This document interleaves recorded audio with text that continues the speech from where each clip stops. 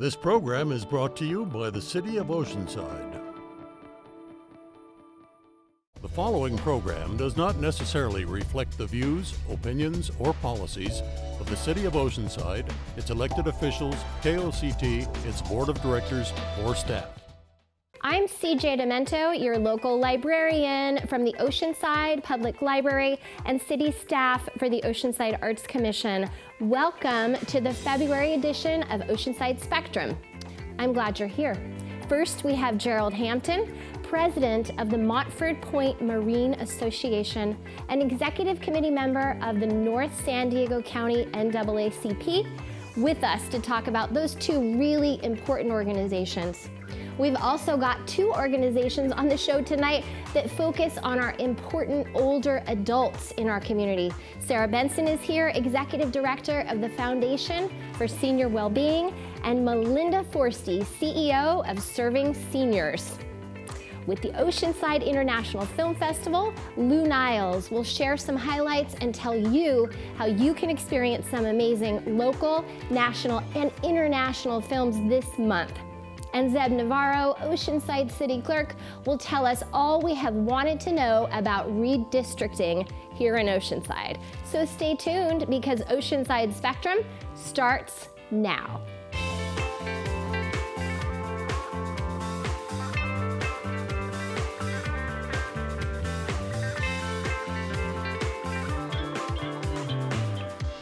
Gerald Hampton, Montford Point Marine Association, Chapter 44, and the North County San Diego NAACP.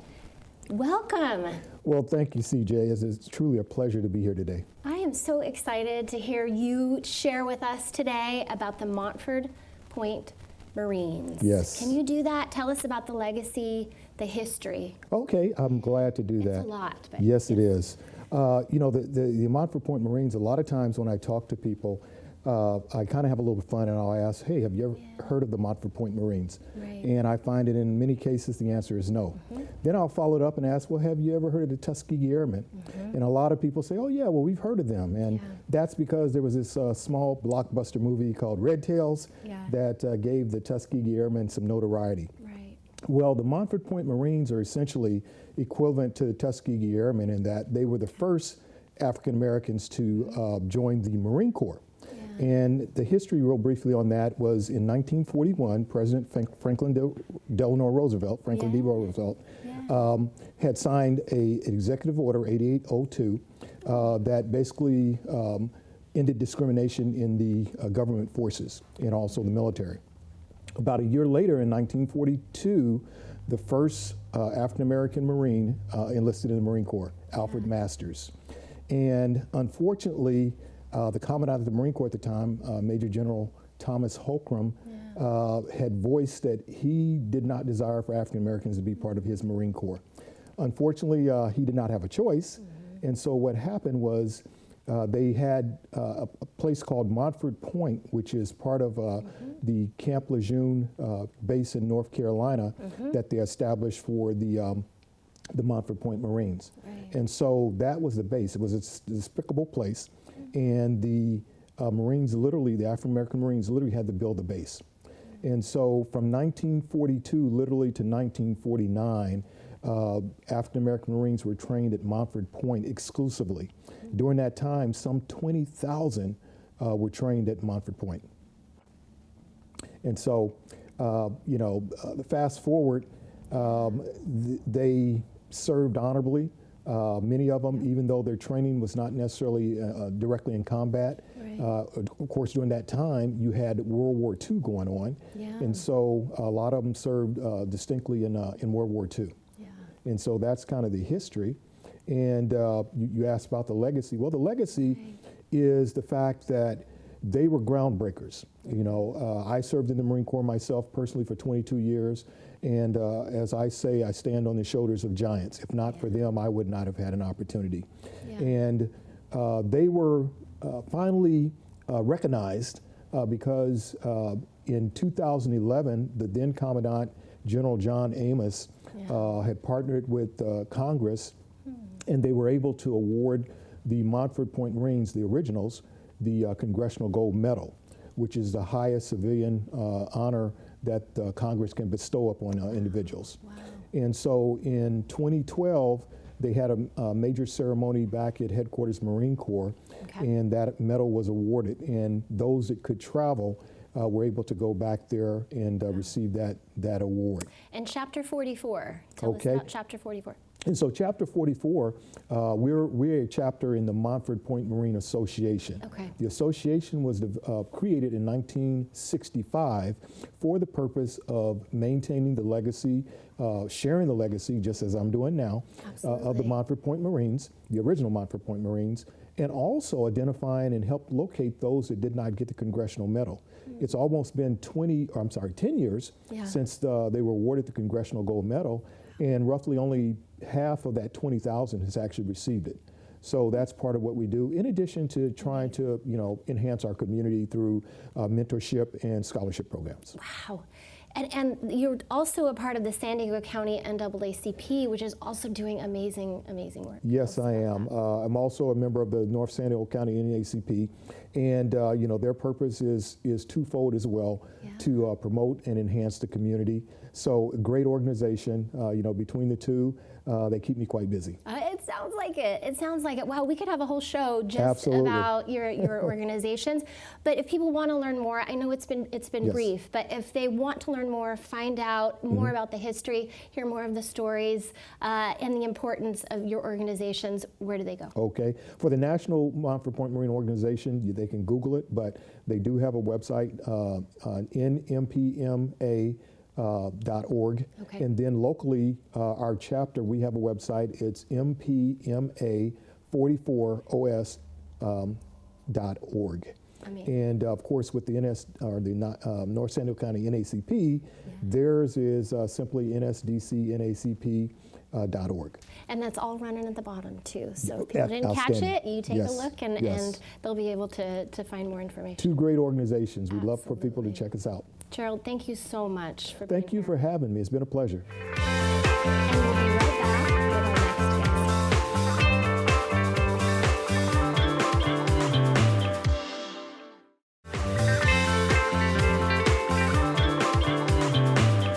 And Sarah Benson is here, Executive Director of the Foundation for Senior Well-Being. Hi. Hi, it's so good to see you. Thank you for having me back on KOCT.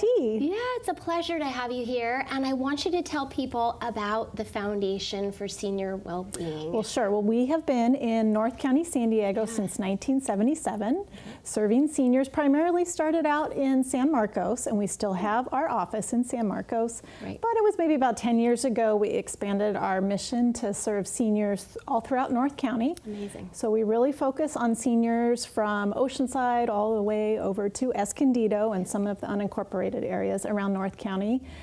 Many of our programs are designed really to help, the orphan senior, sometimes we call them, the senior who may be home alone or doesn't have family here in town to help take care of them. Right. And we provide our support through our Senior Information Resource Center. And that center opened in 2016. And of course, during the pandemic, we had to shift our focus to providing our support services by phone or email. But we still continue to do that to this day. And we have really connected with a lot of seniors who are in need, who need assistance in our community, who need that helping hand, maybe to solve a big or a little problem.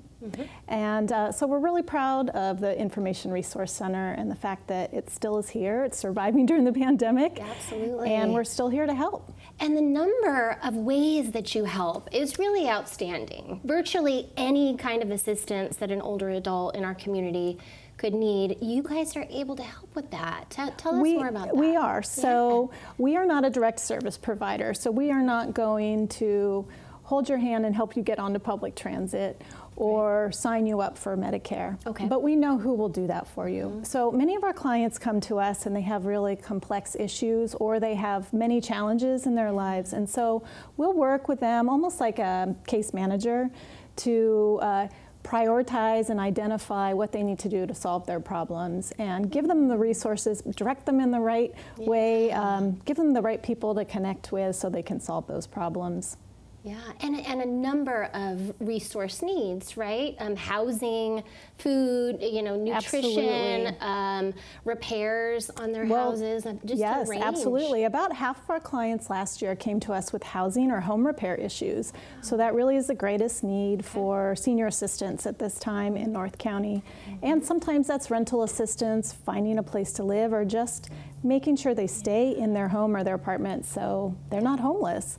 And outside of the house and repair and housing issue, we work with a lot of seniors who need transportation assistance, food, nutrition needs, sometimes emergency assistance, legal issues. Mental health has been a real big issue during the pandemic as well, and finding ways to socially connect or get the support for the mental health issues that they're facing. Yeah, and you have a crisis fund that helps with that, right? We so you're do. always fundraising for that fund. Yes, now in partnership with Interfaith Community Services, we have administered the Senior Crisis Fund, which provides mini grants for seniors to help with perhaps rental assistance, utility bill payment, maybe some transportation needs, fixing a car, wheelchair assistance, maybe they need new motorized scooter, something along those lines, just to help them maintain that quality of life and age successfully in their own home.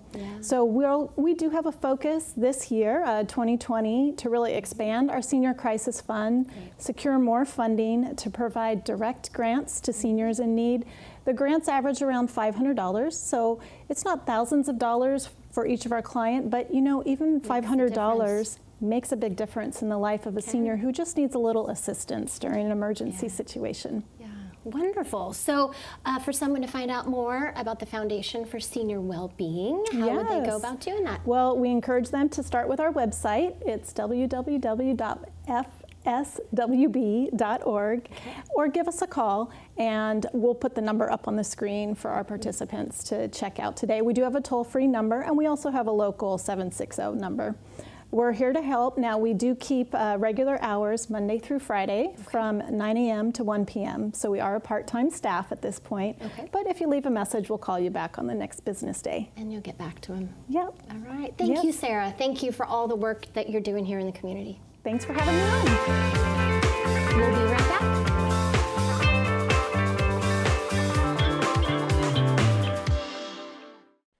You're watching 40 years of KOCT television, the Oceanside channel.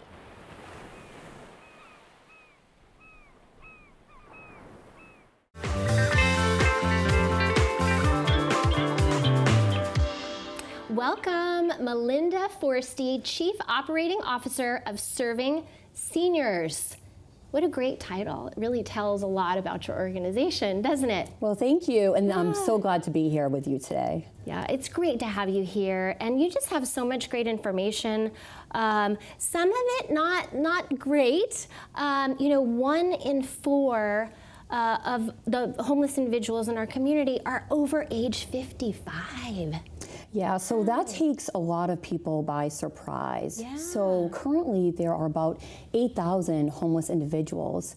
So if you do the math, over 2,000 of them are seniors age 55 and older and living on the streets. Yeah, so it's important that we're working with our older adults, taking care of them. One of the wonderful things that you're doing is you're serving meals at the Country Club Lane Senior Center here in Oceanside daily. Talk to us about that. What can seniors find? Thanks. Yeah. So it's actually our 3-year anniversary since we partnered with the city of Oceanside.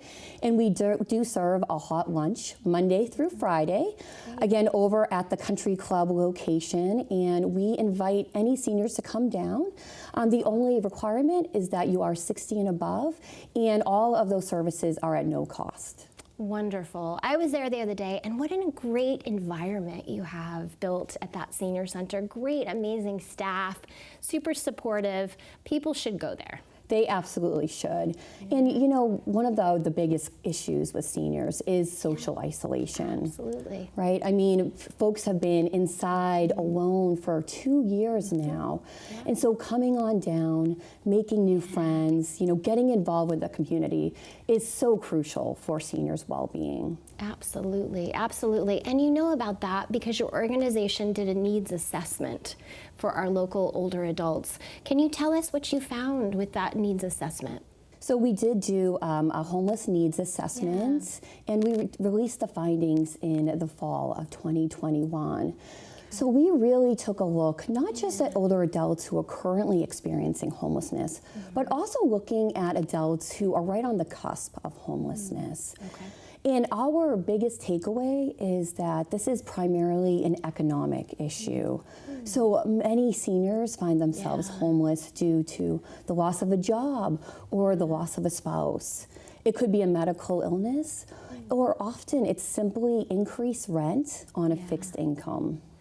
Right, right. So if someone wanted to read that needs assessment, find out more information, how would they go about doing that? Sure. So we welcome everyone to check out our website, servingseniors.org. And they can access the needs assessment, but they can also look for ways if they want to get involved with volunteering, or if they do, feel inclined to make a contribution, because we do rely upon the support of our community. Okay, absolutely. So you're looking for volunteers to work with our local seniors, perhaps serving meals at the senior center. Yes, we welcome everyone down. So there's opportunities both at the Oceanside Senior Citizen Center, but we also operate a whole slew of centers throughout all of San Diego County. Okay, so lots of ways to get involved, lots of ways to support. Serving Seniors, tell us the website. Servingseniors.org. Okay, a great one to remember, easy to remember. Thank you so much for all you're doing for our seniors in this community. It was a real pleasure to find out more. Well, thank you, and thanks for letting us share. And again, we just welcome everyone to learn more about the seniors in their community. Absolutely, absolutely. Thank you so much. Thank you. And stay right there. We'll be back with our next guest.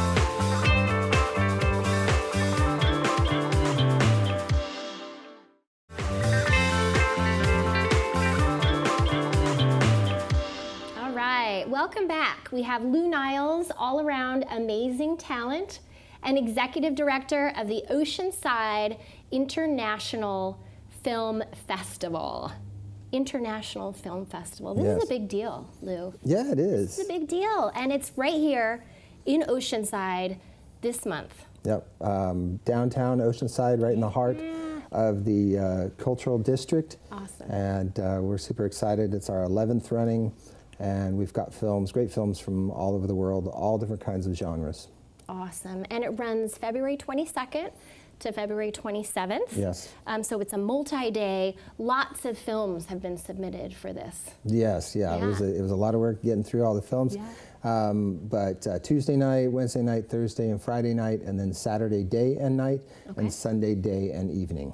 Okay, yeah. And you have some special events that you're doing with the films, right? Yeah. You have a kind of an opening night, red carpet. Tell us about that. We're really excited about the opening night. We're going to kick off a celebration of the Hollywood surf film, Blue Crush. Awesome. It is its 20th anniversary from its release date. Yeah. And Carly Starr worked on that film, so we have a little bit of a tie to it. I went there and for some of the shooting of that in Hawaii. And we're going to do a red carpet at Oceanside Museum of Art to kick off the evening, do some photos, red carpet interviews, and then walk down to the Brooks and enjoy this film. It's going to be really exciting. Awesome, awesome. And lots of different films, right? Like different genres that were entered. Tell us more about that. Yeah, we've got films about, we've kind of been building this genre in our film festival that we have social consciousness or environmental films. So we've got a number of those. People are starting to send those films to us on a pretty big basis. We've got some great comedies where there's, acting narratives, they call them, when it's acting in it. Some great local comedies, one called Pulp Friction that you should look up on the schedule. We'll do that. And then I'm excited about, a friend of mine has a film called Doc Loman on Wednesday night, and that's a film about the popular local musician who found out his great-granddad was framed for murder. So it's an interesting little short about that kind of discovery. And then we've got some wonderful films every single night to come and check out. And you've got short films and full length. Yeah, we've got some features. We'll kind of end each night with a feature. Some of the features are, only 50, 60 minutes, and some of them are a little bit more than an hour. We don't have too many really long features. And then we have tons of shorts. And the film blocks, as we call them, are organized by some sort of, kind of woven together. We do Thursday night, we do have a horror night. But for the most part, we don't really separate them by documentary, drama, romance. We kind of intertwine them together. Sterling and Carly are the programmers, and they come up with these great ways that films can tie together. So you might have a narrative short and a documentary in the same block, but somehow they tie together. Amazing. I can't wait. Yes. I can't wait. That's great. So how do we find out the schedule, the calendar? How do we buy our tickets? How do we do this? Yeah, everything will be on osidefilm.org. Okay. And right now we've got the schedule up there. So all the films are on there and the film times. And then the tickets will go on sale next week. Which would be what date? We're not sure exactly. Okay. We're shooting for Monday. Okay. But Monday or Tuesday next week, the tickets will be on sale, and you can buy one pass that gets you into the whole festival except for the special event. And that's a great price, a great deal on that one. And then you can buy day passes. So you can buy a day pass and see as many films as you want, or a couple day passes, whatever works for you. Yeah. February 22nd through the 27th. Yep. An amazing film festival, part of a larger film festival grouping, right? You work very collaboratively with other film festivals. Because of the pandemic, the film consortium kind of pulled together we've got about 26 film festivals here in San Diego County, and pulled together what we call the Film Festival Alliance, just to try and help each other. What are we going to do? How do we go virtual? What app do we use for that, or what program? And we were really helpful in kind of pointing out this Eventive that we use for our 2 virtual events. And some people are still using that so they'll be in person and online, some of the festivals. And it's really exciting. We also kind of coordinate, some people move their dates, so we don't want to step on each other when we reschedule and things like that. So it's really exciting. It kind of brought us all together. The pandemic, if you can make lemonade out of the pandemic, that's one really cool thing that happened. And that's Oceanside, leading the way, but working collaboratively. Of course, yeah. Always. Lou, so good to spend time with you, always. Yes, thanks for having us. Stay right there, we'll be right back.